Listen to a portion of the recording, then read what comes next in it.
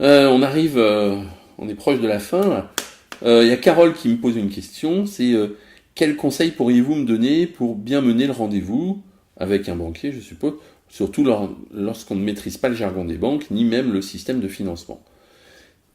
J'ai déjà pratiquement répondu à cette question tout à l'heure.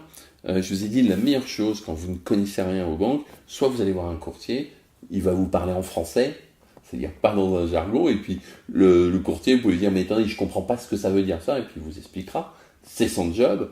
Le banquier, c'est aussi son job, mais on ne veut peut-être pas passer pour quelqu'un qui ne sait pas, mais ça n'a aucune importance. La première fois que vous empruntez, vous ne savez pas. Ne croyez pas que moi, le jour où je suis né, je savais tout. C'est pas vrai. J'ai appris au fur et à mesure. Et la deuxième chose, si vous voulez pas passer par un courtier, faites le tour des banques. Faites 3, 4 banques. Vous allez apprendre, vous apprendrez toujours quelque chose en consultant un banquier. Vous allez comprendre ce qu'il vous dit, comment vous devez procéder. Vous allez voir que, par exemple, je vous ai dit que vous allez acheter votre résidence principale.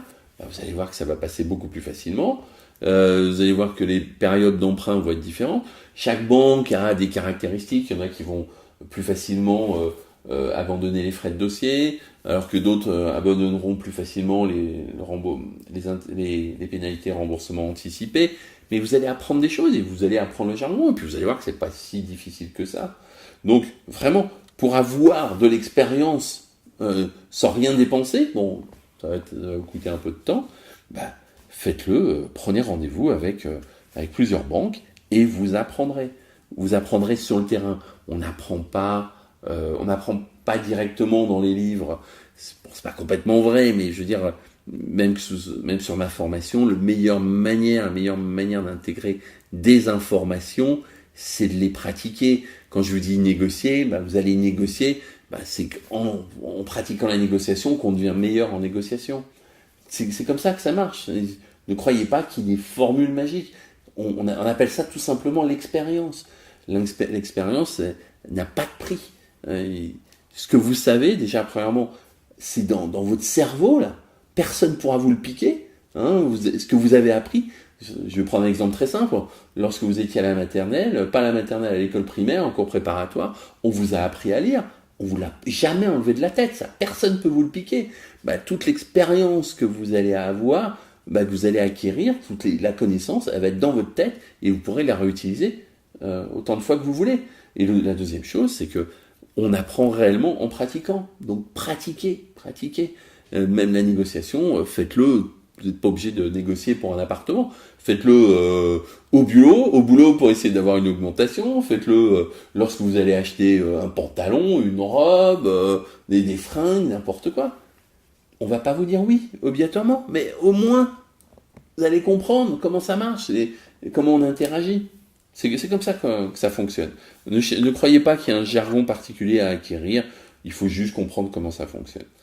Donc, Vincent, qui me pose une question, il dit que devient un prêt déjà effectué avec une banque si on change de banque et qu'il y a un transfert de tous les comptes.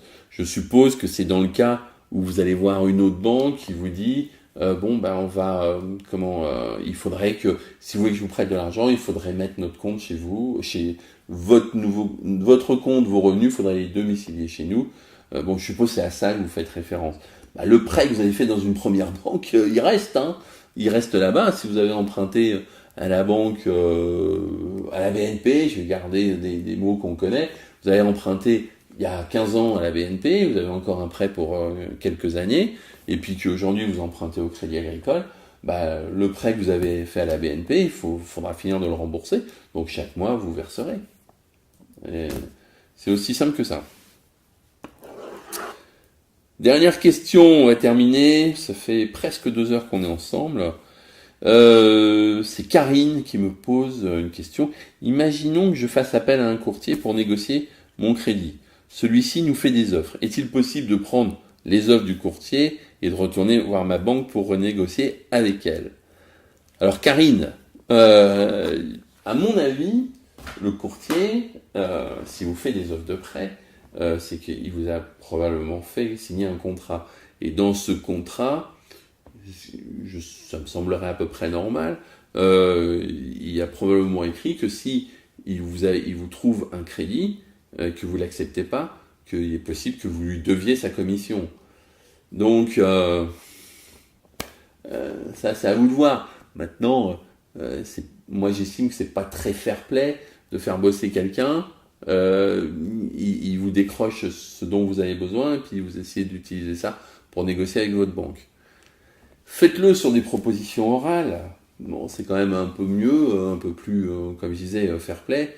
Mais si c'est quelqu'un qui a bossé, qui a fait un dossier et tout ça, bon, je vous dis, normalement, il vous a fait signer un contrat et il vous dira, bah non, madame, moi j'ai pas bossé pour rien, ma commission, elle est due. Donc, je vous laisse faire. Donc, en revanche, si le faites pas avec un courtier, faites-le avec une banque concurrente. Demandez si vous êtes... on va changer de banque là, on va dire vous êtes au Crédit Mutuel et puis vous allez voir la caisse d'épargne, bon bah mettez-les en concurrence eux directement. Mais plutôt que faire bosser quelqu'un pour rien, lui c'est son job, c'est son métier, c'est son gagne-pain, je trouve que c'est plus cool quoi. Voilà, on en a terminé, on a passé 2 heures ensemble, j'ai répondu normalement à toutes les questions. Écoutez, je vous souhaite une bonne soirée, j'espère que je vous ai apporté des précisions, ça va vous aider à avancer. Que vous dire de plus? Bah, vous avez toujours la formation, n'hésitez pas à y retourner. Vous pouvez aussi poser des questions sous les vidéos adéquates. Et puis n'oubliez pas qu'on a rendez-vous encore pour une autre vidéo conférence. Ah oui, il y a une question qu'on m'a posée sur les masterclass, s'il y avait de la place. Sur les masterclass live, il n'y a pas de place, je ne peux plus prendre qui que ce soit. Mais en revanche, masterclass online, ça démarre dans 2 semaines. Donc, s'il y a des gens qui veulent encore s'inscrire, là-dessus j'ai des places. Il faut simplement utiliser le formulaire de contact. Vous allez tomber sur Jennifer qui vous donnera plus d'infos. Voilà. Donc, comme d'habitude, c'était Olivier Sevant. Encore une fois, je vous remercie d'avoir passé ces 2 heures avec moi et je vous dis à très bientôt. Au revoir.